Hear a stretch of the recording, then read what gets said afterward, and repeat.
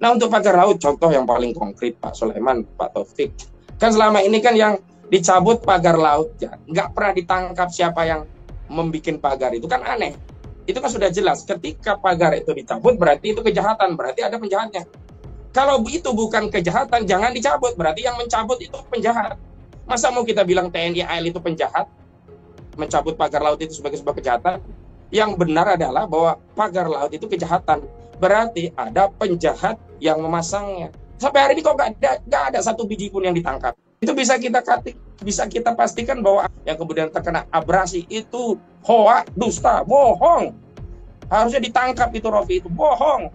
Saya awali persetujuan saya dengan apa yang disampaikan oleh Pak Sulaiman. Memang problemnya kalau kita ajukan judicial review ke Mahkamah Agung menguji PP ini ada dua problem ya. Pertama problem waktu, kedua problem substansi. Karena selalu saja ketika kita menguji satu pasal PP dengan undang-undang di atasnya, termasuk jika kita judicial review undang-undang terhadap undang-undang dasar, isunya itu selalu berkaitan dengan ini apakah ada masalah konstitusionalitas dari pasal itu atau problema penerapan pasal gitu.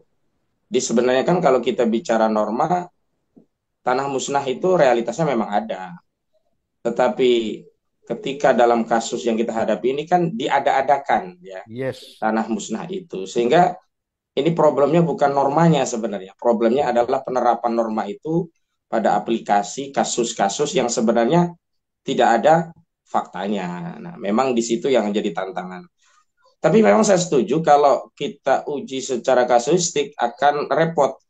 Nah, itu saya Betul. juga setuju pasalnya ini yang dibatalkan. Tapi untuk membatalkan pasal itu kan bukan hanya dengan judicial review, tetapi bisa juga digunakan dengan pendekatan political review.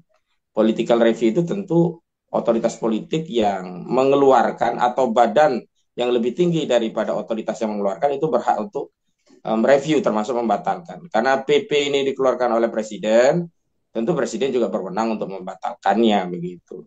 Jadi kita hari ini justru harus bareng-bareng mendesak agar presiden, saya kira bukan hanya pasal ini Pak Sulaiman, saya menemukan banyak pasal dan memang Nah, PP nomor 18 2021 tentang hak pengelolaan satuan rumah susun termasuk hak peningkatan hak ini ya. Ini banyak problem dan memang ada sejumlah pasal-pasal selundupan yang substansinya memang untuk merampas tanah rakyat begitu. Makanya saya setuju juga dengan apa yang disampaikan oleh Pak Suripto, mantan anggota Badan Intelijen Negara, bahwa problem yang kita hadapi pada kasus pagar laut dan sertifikat laut ini tidak ansih kejahatan korporat begitu loh. Kalau kejahatan korporat negara bisa tegas melawan korporat. Tapi ini adalah kombinasi kejahatan korporasi dan negara. Karena negara memberikan fasilitas bagi korporasi untuk melakukan kejahatan. Nah, dimulai dari apa? Korporasi membeli sejumlah norma yang kemudian diambil sebagai kebijakan peraturan perundang-undangan yang dengan norma-norma yang menjadi kebijakan itulah korporasi merampas tanah negara dan tanah rakyat. Tapi kalau dari tadi kan kita belum belum menyebut ya korporasi itu apa. Kalau kami sudah sering menyebut bahwa korporasi ini adalah Agung Sedayu gitu. Pik 2 ini. Jadi tanah-tanah yang disebut akan direklamasi atau kami menyebutnya bukan direklamasi tapi direstorasi ya. Karena Agung Sedayu itu punya pengalaman buruk terhadap nomenklatur reklamasi ketika di pantai utara Jakarta proyek reklamasi itu dibatalkan begitu. Maka mereka restorasi membuat sekarang. skenario baru. Jadi seolah-olah itu dulu di zaman Nabi Musa ada tanah daratan, kemudian terkena abrasi, maka mereka mengupayakan Restorasi. mengembalikan fungsi tanah daratan itu dengan merestorasi gitu. Ya. Jadi itu yang terjadi. Jadi kalau kita baca ya dua dua nomenklatur kejahatan ya, yang pertama terkait pagar laut, yang kedua terkait apa nama sertifikat di laut. Yang saya heran sampai hari ini ya pagarnya sudah dicabut, sertifikatnya sudah dicabut, PP-nya yang belum Pak. Oke, kita kejar nanti PP-nya juga dicabut ya. Dipertanggungjawabkan atas pagar laut atau sertifikat itu. Ini yang aneh. Nah, disitulah kami membaca lambannya proses penegakan hukum ini sebenarnya adalah bagian untuk menyiapkan waktu sekaligus memberikan waktu bagi penyusunan skenario penyelamatan oligarki. Itu. Jadi saya setuju dan sependapat apa disampaikan Pak Soleman dari 263 SHGB dan 17 SHM yang ternyata secara kumulatif hanya 50 HGB yang dibatalkan. Jangan-jangan sisanya ini ya akan diselamatkan dengan dalih bahwa sisanya ini tidak bisa serta-merta dibatalkan karena memiliki usia lebih dari Lebih 5 dari lima tahun tahun. dalam rangka untuk menyelamatkan skenario penyelamatan aset mereka. Itu juga terbukti pagar lautnya pun sampai hari ini belum tuntas semua karena mereka merasa kalau bisa investasi pagar laut itu masih bisa diselamatkan gitu loh. Sampai hari ini belum tuntas pagar laut itu. Hanya ada beberapa lah yang kemudian kita ketahui, tapi belum semuanya bersih, belum, masih ada. Nah, sebenarnya kan kita juga bisa lihat inkonsistensi dari Menteri ATR. Makanya tadi kalau Pak Taufik memberi apresiasi kepada Mas Menteri, saya justru memberikan kritik gitu. Kritik saya yang pertama, Menteri ATR BPN kan dulu sudah menyatakan 263 dan 17 SHM itu kan terbit antara 2022 sampai 2023. Kemudian yang kedua, secara faktual material bahwa seluruh sertifikat itu walaupun dulu didalihkan pernah menjadi tambak, tapi secara faktual dan material sudah menjadi laut sehingga dianggap sebagai tanah musnah. Sehingga sertifikat yang diterbitkan di atas laut dengan tanah musnah itu ya harus dibatalkan. Tapi pertanyaannya kenapa hanya 50? Belakangan ternyata mereka merevisi. Ternyata sebagian sertifikat itu diterbitkan di tahun 2019 sehingga menjadi dalih bahwa sisanya tadi tidak bisa langsung dibatalkan karena melampaui 5 tahun. kewenangan dari BPN yang lebih dari 5 tahun sesuai dengan PP 18 2021 tadi begitu. Ya. Itu yang perlu kita persoalkan. Nah, selanjutnya sebenarnya Pak Sulaiman, Pak Taufik perlu diketahui ini masalah sertifikat laut itu bukan hanya di Kohot. Betul. Kan selama ini kita hanya difokuskan di Desa Kohot, Kecamatan Paku Haji, Kabupaten Tangerang, yang totalnya 263 dan 17. Kalau ditotalkan tadi 280 gitu. Tapi rinciannya kan 263 HGB dan 17-nya SHM. Kami melakukan mitigasi lapangan ya. Sertifikat-sertifikat ini baik sudah muncul sertifikat atau baru rencana proses untuk menerbitkan sertifikat itu terjadi di seluruh garis bibir pantai, desa-desa dan kecamatan yang memiliki wilayah laut di Kabupaten Tangerang. Jadi bukan hanya desa Kecamatan Paku Haji, ada Teluk Naga, ya, ada Kronjo kemarin yang kita datang itu gitu. Setidaknya ada 6 kecamatan. Desanya kurang lebih puluhan lah, di atas 10 atau 12-an lebih. Nah, kemudian kemarin ada semacam declare ya dari Menteri ATR, dia menyatakan bahwa kami pastikan yang ada sertifikatnya di laut itu hanya di Kecamatan Paku Haji, tepatnya di Desa Kohot begitu. Di selainnya tidak ada. Pertanyaan selanjutnya, memang belum ada ya kan sertifikat-sertifikat di desa lainnya. Tapi apakah tidak ada tindakan permulaan secara proses dan prosedur untuk melakukan sertifikasi laut di wilayah pantai dan laut yang ada pagar lautnya itu? Karena kami sendiri menemukan di Kecamatan Kronjo, desanya juga Desa Kronjo, itu ada 17 warga desa yang namanya dicatat oleh kepala desa, dikirimkan ke BPN, juga ke kantor ya jasa surveyor berlisensi untuk diproses menjadi sertifikat di laut dengan dalih dahulunya itu adalah tambak dan budidaya laut lainnya begitu. Jadi saya bikin analogi sederhana begitu. Orang yang mencuri motor ketika dia bawa motor ke jalan dan ketangkap basah masyarakat, dia memang sudah melakukan kejahatan. Nah, 263 ini kan motor yang dibawa ke jalan sudah ketahuan ya bahwa dia pencuri. Tapi jangan lupa, orang yang baru membuka pintu jendela atau membuka pintu belakang atau berusaha mendongkel atau baru menuntun motor untuk dikeluarkan dari tempatnya, itu juga kejahatan pencurian. Hari ini kita jangan hanya fokus kepada motor yang sudah diambil di jalan tadi yang ketahuan kita semua. Tindakan permulaan proses sertifikasi udah banyak, tapi begitu kita rame, mereka buru-buru menghilangkan barang bukti, buru-buru nutupi. Dan saya dapat informasi di BPN Tangerang itu beberapa hari setelah rame-rame, terutama setelah bocoran halus Tempo itu ya, saya mendapat informasi dari orang-orang di Tangerang, orang BPN itu sudah sibuk.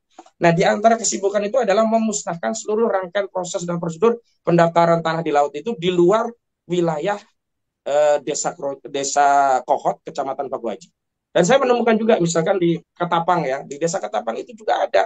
Bahkan modusnya itu Pak Ponto, modusnya itu mereka melukis giri, bukan giri itu diciptakan, memang dibuat.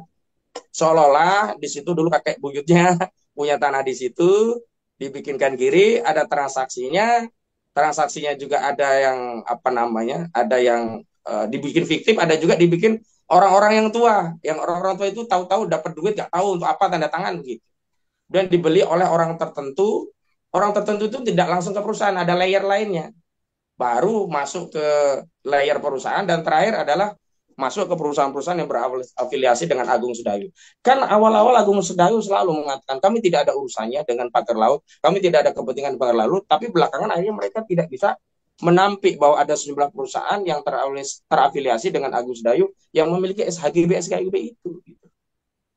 Jadi skenario-nya ini yang harus kita bahas. Dugaan saya skenario awal mereka tetap akan mempertahankan apa yang mereka sudah proses untuk memenuhi ketentuan pasal 66 PP 18 2001 sebagaimana skenario yang disebutkan oleh Pak Sulaiman Bipuntu. Karena kalau mereka menghentikan rencana mereka, mereka udah rugi juga, rugi besar. Investasi pagar aja berapa? Bikin sertifikat bodong itu mereka harus bayar banyak orang. 3 hari yang lalu saya dapat info Arsin yang hari ini kabur ya, kepala desa kabur itu, dia udah bagi-bagi ke uh, sejumlah keluarga ya kakak itu antara 15 juta sampai 20 juta. Saya bilang ke kawan-kawan di sana, hati-hati, itu bagian dari Arsin untuk membagi tanggung jawab hukum pidana berkaitan dengan transaksi sertifikat yang ada di laut. Jadi itu bisa dianggap sebagai bukti bayar dari transaksi yang mereka lakukan. Akhirnya orang yang menerima transaksi itu bisa keciduk gitu loh. Nah ini yang terjadi begitu. Artinya apa? Saya kira nggak bisa kita percayakan proses pengungkapan kasus ini sepenuhnya pada pemerintah gitu loh. Harus ada tim audit yang sifatnya lintas sektoral dan melibatkan masyarakat secara independen gitu loh. Kalau di situ ada Pak Sulaiman Bepunto saja ya, salah satu yang terlibat dalam audit yang bersifat menyeluruh ya, ada audit kinerja, audit keuangan, audit hukum. Saya bisa percaya. Tapi ini kan Nusron, kita tahu Nusron itu pemain. Siapa yang bisa jamin Nusron itu jujur begitu loh? Nah kemarin ketika saya bikin tulisan kritik itu sempat dikirim oleh Pak Sutoyo Abadi ya ke Nusron, ya didiamkan saja gitu. Artinya hari ini kita harus teriak-teriak terus mengontrol itu, tidak berpuas diri gitu. Nah problemnya adalah kenapa institusi kepolisian tidak mengambil core utamanya ya apa? Tindak pidananya gitu loh. Kan yang diambil Nusron Wahid itu kan hanya seputar besiking yang bermasalah yang dikeluarkan oleh BPN begitu. Dan sanksinya ini saya perlu ungkap juga. Ada 8 pegawai BPN yang katanya ya diberi sanksi sangat berat dan dicopot dari jabatannya. Jabatan apa? Uang yang inisial JS yang mantan kepala Kakantah ya, kepala kantor wilayah, kepala kantor Badan Pertahanan Nasional BPN Kabupaten Tangerang. JS itu adalah Joko Susanto. Dia udah pensiun. Sanksi berat apa orang dipensiunkan? Dicopot dari jabatan apa orang udah pensiun? Jadi dari 8 itu 2 pensiun, yang 6 memang masih aktif. Jadi artinya kita harus cek benar apakah itu benar-benar atau sekedar apa namanya pencitraan lah. Kalau kita kaitkan dengan status yang sudah pensiun ya jelas pencitraan. Apa gunanya orang pensiun diberi sanksi tegas dalam bentuk pelanggaran berat dan kemudian dicopot dari jabatannya? Jabatan apa? Makanya ada seorang warga Tangerang kemarin berseloroh kepada saya, nah, udah pensiun kok dicopot dari jabatannya, disanksi apa, nggak boleh keluar dari rumah, dia sudah pensiun. Saya berseloroh saja, itu Bang Haji dia nggak boleh kawin lagi gitu, hehehehe kata gitu. Jadi kita ini selama ini kalau nggak memitigasi dengan fakta lapangan, narasi yang dibangun mereka ini seolah-olah secara logika logis gitu loh. Ya sama seperti Rofi'i. Seolah-olah ada yang tanahnya hilang, kemudian negara harus hadir memberikan kerohiman sebagai bentuk apresiasi negara. Enggak taunya kerohimannya mau dicolong oleh korporasi. Nah ini kan ya. Makanya kita harus cek. Memang saya udah dapat data geospasial ya, dari sebuah lembaga otoritatif tentang bagaimana garis bibir pantai yang ada di perairan Tangerang ya, termasuk Teluk Jakarta. Itu bisa kita pastikan bahwa yang kemudian terkena abrasi itu hoak, dusta, bohong. Harusnya ditangkap itu Rofi, itu bohong. Ini salah satu contoh yang konkret aja. Ya memang ada ya sebagian misalkan serang tapi kecil sekali, nggak sampai puluhan kilometer seperti yang ada dalam kasus ini gitu. Contoh di Kohot itu yang faktualnya. Di Kohot itu ada kali Cisadani. Kali Cisadane itu hulunya dari Bogor mengalir sepanjang aliran sungai itu membawa material macam-macam, ada kayu, ada lumpur, ada macam-macam. Nah di Muara justru lumpur itu lama-lama mengendap justru menambah daratan makin luas. Yang ada bukan abrasi, tanah timbul. Di wilayah kota itu nggak ada tanah abrasi, yang ada tanah timbul. Ini menjadi bukti faktual tentang kebohongan narasi adanya lahan yang dahulunya seolah-olah daratan, kemudian terkena abrasi dan hilang, dan kemudian seolah negara ya harus bersifat arif, bijak, dan memberikan kompensasi berupa uang kerohiman bagi masyarakat atau warga yang tanahnya hilang oleh abrasi. Ini kan sudahlah ya, kita dibohongi, ada kejahatan, negara selalu ikut membiayai kejahatan itu dengan membayar uang kerohiman gitu. Nah untuk pagar laut, contoh yang paling konkret Pak Sulaiman, Pak Taufik, kan selama ini kan yang dicabut pagar laut ya, nggak pernah ditangkap siapa yang membuat pagar itu, kan aneh. Itu kan sudah jelas, ketika pagar itu dicabut berarti itu kejahatan, berarti ada penjahatnya. Kalau itu bukan kejahatan, jangan dicabut, berarti yang mencabut itu penjahat. Masa mau kita bilang TNI AL itu penjahat, mencabut pagar laut itu sebagai sebuah kejahatan? Yang benar adalah bahwa pagar laut itu kejahatan, berarti ada penjahat yang memasangnya. Sampai hari ini kok nggak ada satu biji pun yang ditangkap. Padahal kami sudah sounding namanya. Yang masang itu, yang punya proyek namanya Mandor Memet, orang desa Limo, kecamatan Teluk Naga. Yang biaya, yang bayarin itu namanya Engcun. Nama nama Indonesianya Gojali.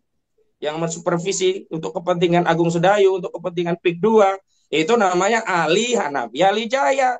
Ali Hanafi Ali Jaya ini orang kepercayaan Aguan. Untuk kepentingan apa pagar-pagar? Prakondisi untuk mengokupasi lahan laut untuk kepentingan restorasi, atau bahasa lainnya reklamasi. Dikuatkan dengan apa? Pernyataan Menteri KKP yang mengatakan itu nanti akan tercipta sedimentasi sehingga timbul daratan. Ya, nyambung gitu loh. Tapi yang aneh kenapa Sakti Wahyu Trenggono bisa mengetahui motif daripada dibangunnya pagar laut, sementara dia tidak pernah menunjukkan siapa pemagar laut itu. Kan motif itu hanya bisa diketahui ketika mengambil keterangan orang yang melakukan, orang yang membuat pagar. Kok Sakti Wahyu Trenggono bisa mengungkap motif untuk mengumpulkan sedimentasi dari pagar-pagar itu, tapi dia tidak berani menyebut satu saja nama pada kasus pagar laut. Ini luar biasa Pak Sulaiman. Emang negara kita itu benar-benar sudah dikangkangi oligarki. Makanya kemarin saya bersama masyarakat Banten demo menolak ada 5 ribuan di wilayah desa Munjung ya, Kecamatan Kronjo. Itu ada 3 kilometer tanah Kalimalang itu ditimbun oleh oligarki Aguan. Jahat sekali Aguan ini. Jahat sekali. Jangan sampai institusi negara kalah, termasuk Pak Sulaiman Punto. Saya berterima kasih tetap lurus. Walaupun saya tahu yang jadi kacungnya Aguan itu ya kawan-kawannya Pak Sulaiman juga di Angkatan Laut, mantan lah, mantan Pak, gitu. Makanya orang-orang seperti itu harus dibersihkan dari institusi kita. Nah polisi, yang heran sampai hari ini tidak ada satupun ditangkap, baik kejahatan lautnya maupun kejahatan sertifikasi lahan. Sertifikasi lahannya kan paling enggak ada pasal 263, ada pasal 266 KUHP tentang yang pertama pemalsuan dokumen, yang kedua memasukkan keterangan palsu dalam dokumen ke dalam akta otentik. Itu semua kan pidana. Atau misalkan Kejaksaan Agung kenapa sampai hari ini baru meminta keterangan berupa dokumen tentang dugaan adanya korupsi di kasus pagar laut, sampai menunggu apa? Arsin kabur. Nah ini kan aneh. Sekarang Arsin tuh kabur loh. Kabarnya nggak ada di rumahnya. Tempo sudah mengunjungi rumahnya, nggak ada. Ya Rubiconnya juga pergi bersama Arsin. Apakah negara ini sengaja memberi waktu bagi penjahatnya untuk kabur? Nah, makanya tadi saya pagi-pagi bikin tulisan, emang ada problem mungkin ya. Dan saya sih berkeyakinan, mungkin orang menganggap itu kemungkinan. Pak Listus Sigit Prabowo itu kan pernah ya, ikut dalam proses groundbreaking pembangunan Makobrimob di daerah Teluk Naga ya, di PIK 2 lah tepatnya ya. Yang itu gunanya untuk Makobrimob tapi atas hibah dari Agung Sedayu. Ya ibaratnya orang Pak, kalau dikasih nggak mungkin bisa tegas sama dengannya pagar laut itu ya untuk Agung Sedayu, untuk reklamasi, untuk apa lagi, masa bikin pagar kayak gitu hanya untuk kepentingan kerang hijau. Kemarin kan sudah dibantah semua oleh nelayan kalau analisisnya itu untuk kerang hijau, pemecah ombak, penahan abrasi, macam-macam itu kan nggak masuk semua. Dan sayangnya sampai hari ini Orang-orang yang bohong tadi ya nggak ada yang ditangkap satu. Coba kalau itu para pengkritik, pasti udah dianggap pasal hoak lah dan seterusnya begitu. Nah makanya kemarin saya usulkan, ini Pak Prabowo harus mengevaluasi agar institusi Polri itu bisa menjadi tegas ya menjalankan fungsinya sebagai penegak hukum, ya harus dievaluasi dari kepalanya. Dan ini juga saya mengutip apa yang disampaikan oleh Pak Listio Sigit Prabowo, bahwa ikan yang busuk itu dari kepalanya. Karena itu ya Kapolrinya dulu lah. Gantilah Kapolrinya, itu udah lama juga, lebih dari 4 tahun. Biasanya kan tour of duty itu rata-rata 2 tahun. Ini sudah 4 tahun lebih, mau jalan tahun kelima. Yang kedua, ya carilah ya Kapolri yang dari unsur yang terbaik, ya. Dari lulusan terbaik lah. Istilahnya apa Pak itu? Adi Mahakar apa ya? Itu di TNI Polri kan sama itu. Harus Makayasa, diambil dari itu. Saya tadi dulu saya lupa apa namanya. Adi Maha apa itu saya lupa. Makayasa, Makayasa, Adi Adi Makayasa. Makayasa. Iya, Adi Makayasa. Saya dapat informasi Pak Listo itu nggak masuk Adi Makayasa. Dia urutan ke 200. Terlalu jauh. Jadi kualitasnya ya memang kita persoalkan gitu. Yang ketiga, kita cari sosok Kapolri yang steril dari kedekatan dengan oligarki ya. Lah kalau Pak Listio kan udah dekat dengan Aguan, dengan Jokowi dulu, ikut groundbreaking macam-macam. Nggak bisa dia tegas. Yang terakhir kriterianya ya yang dekat dengan rakyat. Agar apa? Ketika ada masalah dengan rakyat itu suasana kebatinan penegak hukum itu dekat dengan rakyat, bukan justru hatinya berpihak kepada oligarki gitu. Ini sudah mendesak menurut saya Pak Prabowo untuk mengawali proses penegakan hukum di kasus pagar laut dan juga sertifikat laut itu dengan mengganti Kapolri-nya. Dan tentu dengan kriteria seperti yang saya sebutkan tadi 4 ya. Yang satu yang terbaik ya, termasuk Adi Mahakaya, lupa saya Makayasa. itu. Makayasa. Yang kedua, dia harus urut kacang, jangan jangan apa ya. Jangan lompat-lompat. Kalau lompat itu nanti nggak ada wibawa dia di hadapan bawahannya. Ini kan melewati empat empat letting kalau nggak salah Pak Listio ini. Hampir sama dengan Pak siapa itu, Pak Tito Karnavian dulu. Ya ini sejak Jokowi lah dihancurkan ya tradisi urut kacang itu penting. Kenapa? Untuk menjaga wibawa pimpinan gitu. Agar instruksi pimpinan itu bersifat excusable ya, tidak diabaikan. Kalau istilah dalam agama itu agar ditaati baik zohir maupun batin. Kalau sekarang kan zohirnya bilang siap dan di batinnya kurang ajar lu perintah-perintah gua. Lu kan masih bawaan gua. Kemarin lu itu kan tahu gua lu seperti apa. Nah, itu juga penting, termasuk dua kriteria yang selanjutnya. Yang pertama yang kriteria selanjutnya itu tidak dekat dengan oligarki, steril dari oligarki, dan dia yang